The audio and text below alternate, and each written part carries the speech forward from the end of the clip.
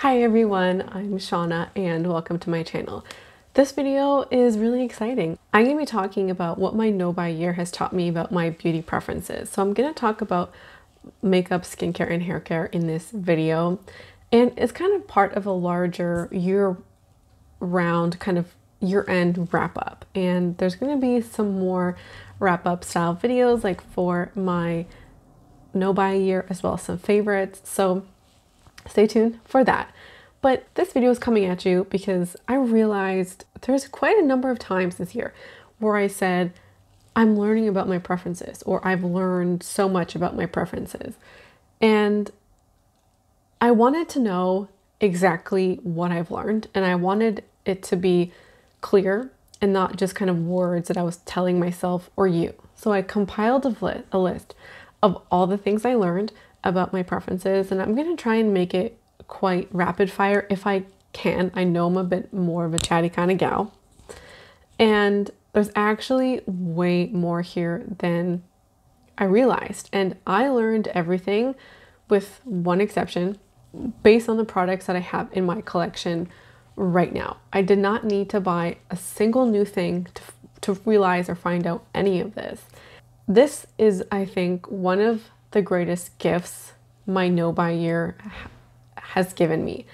Learning about myself and what I like and don't like is not only a money saver, but there's something empowering, at least I think, about like knowing yourself in all kinds of ways. And this is just one way that I've come to know myself better. So most of these things are actually not product specific. Some of them are, but most of them are more general preferences that I've learned, and you'll, I think, get a clearer idea about what that means as we go through. So I'm going to start with makeup because I feel like that's what a lot of us are here for. So I learned that my favorite kind of lip formula is a gloss or a sheer lipstick. Matte lipsticks, liquid lipsticks are not my favorite. And for those that I do own in that matte kind of formula, I will layer a gloss on top. Even though I have full coverage lipsticks that I do like, I think that I want to make that something I purchase less in the future because I just get so much wear and love out of a gloss and a sheer lipstick. I'm wearing Glossier's, it's not Cake, Jam. I'm wearing Jam, and it is sheerer, like, you can build it up, but it is more on the matte side. And I generally, I put it on while I had a little bit of remnants of lip gloss underneath to kind of sheer it out and make it a little bit more hydrating. But that's kind of how I make that work. But my preference is definitely those kinds of things. This really clicked this year and is important because I haven't really been using lipsticks up in the past, and it's taking me so long. But I finished more lip products this year than any other year during a pandemic, and we're not all wearing lip products out because of masks. And I feel like I've just kind of found my groove. Related to the first point is that I don't like milky glosses or that light pink gloss or lipstick. This absolutely used to be my favorite kind of thing. Definitely not so much anymore. And you can tell that it was my favorite because I did pan some of those kinds of lip products in my project pan this year. Okay, number 3 for makeup. I like a variety of foundation coverages. Previous to 2020, I only wore high coverage foundation. My favorite was Urban Decay All Nighter. I am getting away from, I still like a full coverage, but I'm now way more into having kind of a few options. A light coverage kind of BB cream, maybe a medium, and also a high coverage. And I can definitely say Urban Decay All Nighter is becoming dethroned. I like a cream or liquid blush. This is perhaps one of the most shocking things to me because up until 2020, I never wore a cream or liquid blush ever. I guess it's thank you 2019 Shauna for buying some of these things so I can try them and realize that I like them. I'm kind of thinking of like the Glossier Cloud Paints or the Bare Minerals blushes. Those are new consistencies to me that I really, really love. On another blush note, I enjoy those brown, orangey, nude kind of blushes as well as a plum blush. Previous to 2020, I only and exclusively wore pink. And the fact that I bought any neutral nude blushes at all is a little shocking to me because I had never, not once, ever wore anything that wasn't a pink or a mauve. It was definitely out of character for me to buy any of those kinds of blushes, but 2020 Shauna is really glad that 2019 Shauna did, because some of my favorites are these kind of cream and liquid blushes, and that's really good information to know going forward and what I might like to try or use up. However, I don't like stick products, stick highlighters, stick bronzers. No. I like a cream or a liquid, but not a stick. And I think it's just the application method that really is not the jam. I don't like loose powder. I bought so many in 2019 thinking that I had to have them, I had to use them, or that I was missing out because I wasn't using them. But I'm glad that I found this out because, well, now I have I literally have 5 loose powders and I have no idea how I'm going to finish them. Next up, palettes over 12 shades overwhelm me. I really prefer smaller palettes, preferably under 10 shades. Or I was talking about a Maybelline palette recently. This one has 16 shades, but it's so small that it's okay. And I don't have a lot of this kind of size in my collection generally. I really prefer a subtle eye most of the time, using 1 or 2 colors, even layering shadows on top of each other, a matte all over the lid, and then on top of it a shimmer. That's really been the go-to look this year. I really love a quick one shadow look, and I wish I could kind of clarify, or I wish I could demonstrate how new that is this year. I was always into building these really big kind of bold looks, and my makeup has definitely become more natural in 2020.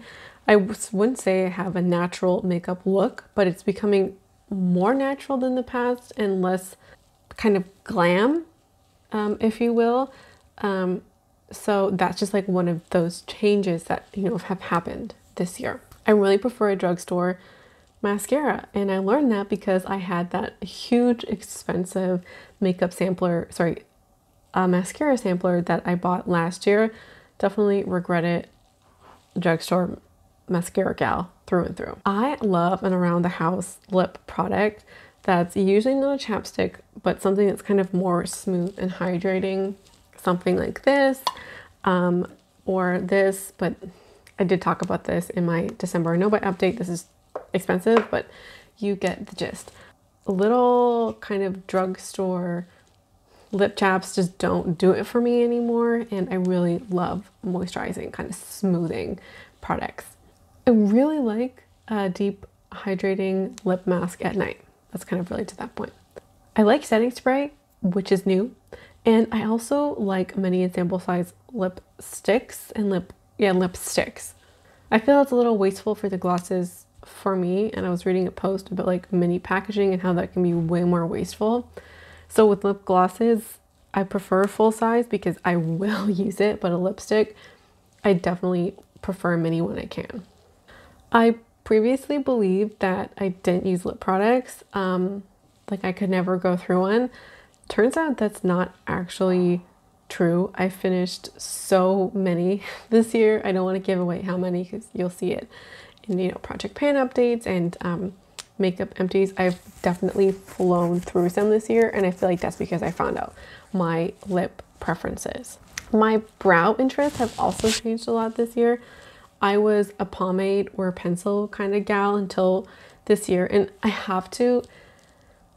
showed this on Instagram. I have to show it here. My brows have gone through a huge transformation in 2020.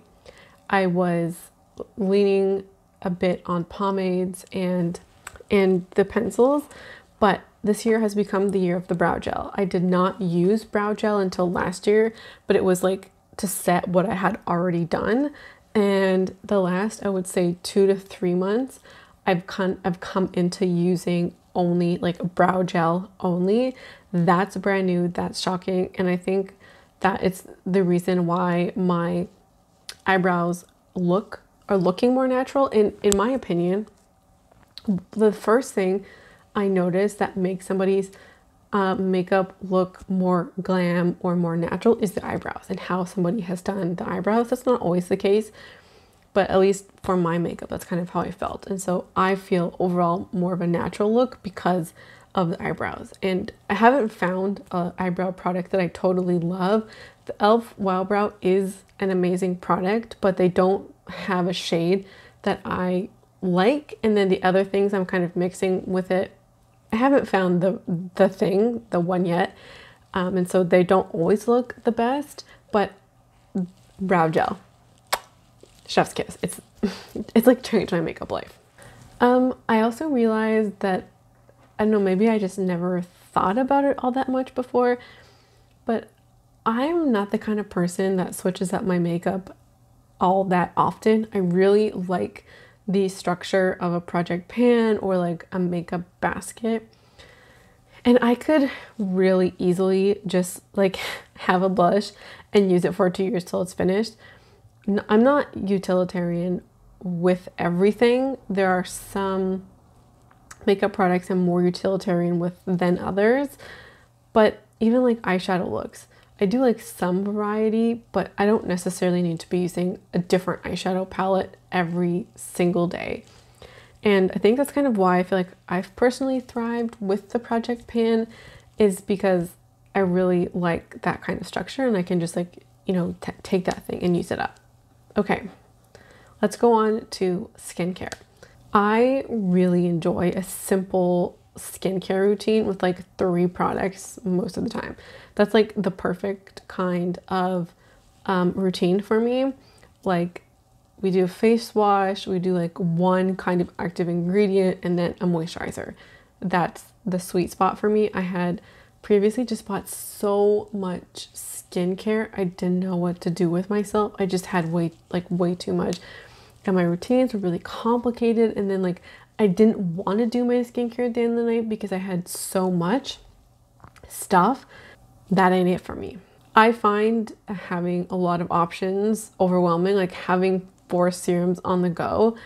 Even if we're using them on different days, it's just way too overwhelming. I like 1 or 2 serums kind of open at a time. I do like choice, but not too much. I've really come to love a bar soap for the face, not necessarily like the ones you would use on your body, but there's so many companies who are making bar face washes like Herbivore. It's one of my faves and definitely becoming a staple. I really love it. And pumps on any product are not recyclable. They can't be recycled. So whenever you can eliminate a pump, like a pump face wash as an example, not everyone has a pump. They're also like, not only is it just good, like it's a good face wash, but it beats out other kinds and it's more eco-friendly. I also prefer having 1 face wash at my sink and 1 in my shower. It's not quite minimal, but like that's just what I love. I don't like using body wash. I am so wasteful with it. I'm the kind of person who's like, you know, just like squirting it out, and I just overuse it even when I'm trying not to. And it's so like you just use less of a bar soap than you do of a body wash. And they're just less wasteful, not just in terms of packaging, but like how you use it or how much you use it. I love facial oil. I did own several coming into 2020, but I didn't like really any of them. And I put one on my project pan, and that continued use made me fall in love with them. I have seen real results with the rosehip seed oil. I love that. It's my favorite one, and I will repurchase it. Maybe not the same brand I have now, but like a brand of rosehip seed oil in the future. I don't like shaving creams. eye gels, those under eye gels, they're so not a necessary product for me. They might be like a good once in a while kind of product, but not to have on deck. They're so wasteful too. Most of them are single use and like a pack of 3, and each pack is like individually wrapped. It's like it's way too much. And I don't need them. They're not a necessity. And like, I don't see the value of them as a skincare kind of ingredient, and I don't really notice a difference when I use them. Okay, hair. I am really simple with my hair, and everything I'm about to tell you is, well, most of it is very surprising because I used to have such dry, damaged hair. I bleached the crap out of my hair for like a good 5 years. It was so dry, it was so damaged, and I straightened it every single day between the ages of like 12 and 24. Every day. And that is, I'm convinced that's why I lost a lot of my curl. Maybe that's not true. Maybe, I don't know what the situation is, but I did have curly hair for a long time. And even like in college, it was still really wavy, but now I have like no wave. And it used to be a curl, and it became kind of wavy over time, and it's like kind of all gone now. So my old routine was straighten the shit out of it every day. And I had really like high maintenance, expensive hair care routine because I was always bleaching it and dyeing it, and it was always a lot. So I actually prefer no product in my hair, just using shampoo and conditioner, which is really shocking. I still have styling products to use up, and I'm gonna have to throw them in a project pan to finish them, especially heat protectant. I know that can stay for a couple of years, but I just find that like I just don't need them. Maybe in the summer because of like UV, but that's about it. I enjoy a couple of options for shampoo and conditioner because just like my skin, like I like having some options for moisturizers and face washes, but the same thing for shampoo and conditioner because my skin changes throughout the year. Sometimes it's more dry, sometimes it's more oily, sometimes it's more acne prone, sometimes it's more sensitive, and that's kind of similar with my hair. And I also like some choice. This year demonstrated that having good hair care is part of my self-care routine and having decent mental health. I think I've talked about that specifically a couple of times on the channel, but there were times this year in 2020 where it was like, all I need you to do today, Shauna, is like get out of bed and have a shower. And there was stretches in the year where I was not taking care of myself. Taking the shower was the act of self-care and like the way to like entice me there, to like make it an enjoyable experience, opposed to like one I was trying to avoid, or like a met experience with having some like really beautiful hair products.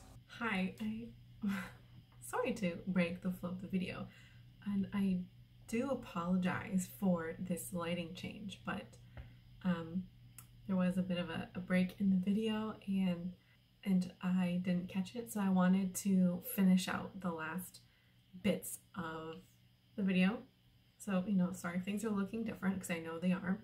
Sometimes, well, from what I was just saying, sometimes, you know, the hair products I buy will be luxury. Sometimes, like I said in that makeup and ethics video, what I really need is like that $3.99 shampoo and conditioner. Sometimes it's attitude, sometimes it's shampoo bars and conditioners, and I'm really understanding that I like some flexibility and I need that in my life as well.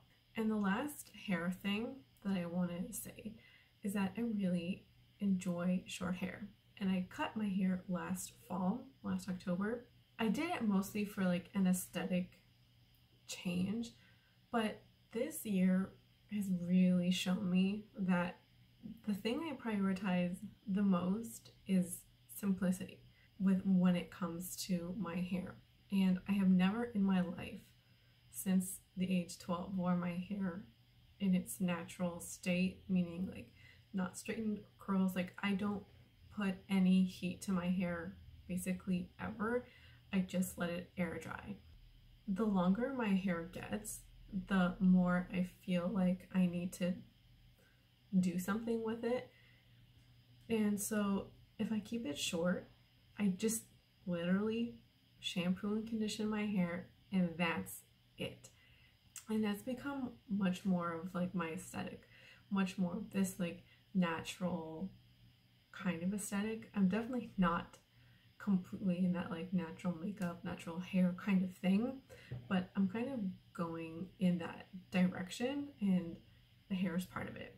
And it's just the ease of use is just so beautiful that I could not see myself doing anything different. It's like, it's so easy, and I value that so much. The last thing I want to talk about, and it's just like general things I found out this year. And when I first started my no buy year, I said no backups. That was a rule that I instituted for myself because I had in the past accumulated so much product. It has taken me years to get through it. I'm still not finished some of the products that I have from before. And one of the things that this year taught me, and specifically like the pandemic year, is that it's really, I find it really beneficial to have a few select things on backup. So this could be skincare, like soap as an example, or makeup products. Like if there's a good sale on that NYX matte but not flat powder, if that's the only one I'm going to be using, it makes a lot of sense to grab maybe 3, because that's what I'm using, and like that's a staple I know that I can count on.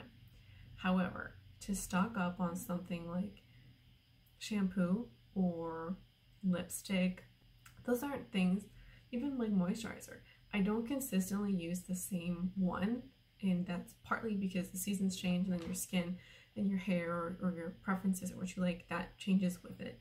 Some things like lipsticks you just don't go through enough, and when it comes to other aspects of the skincare routine, I just like more variety and difference throughout the year. I'm not as consistent with that, and especially if it saves on shipping, like buying from Etsy brands as an example, to buy a couple of bar soaps or a couple of face washes might really make sense at that kind of point in time. And I'm fine with that, and I did make that decision this year. You know, what I decide to buy in the future is like unclear, but like for this particular moment in time, having that like small pack of Dove soap is kind of in line with my thinking about like those $3.99 L'Oreal shampoos. I needed it now, and I needed just whatever was available. And some of it is like time crunch, like I only have this small opportunity to get something. Other times in the future, I might be a little bit more thought out with it. And the ultimate point here is that I enjoy backups, but just on some things. So that's gonna wrap up this video. Those are all of the things I learned about myself this year, and I hope that I can bring another video next year to talk about more things that I learned about myself in 2021. So let me know some things you learned about yourself this year. I would be very curious to hear some of yours. So that's everything. Thank you so much for watching, and I hope to see you again around here soon. Bye.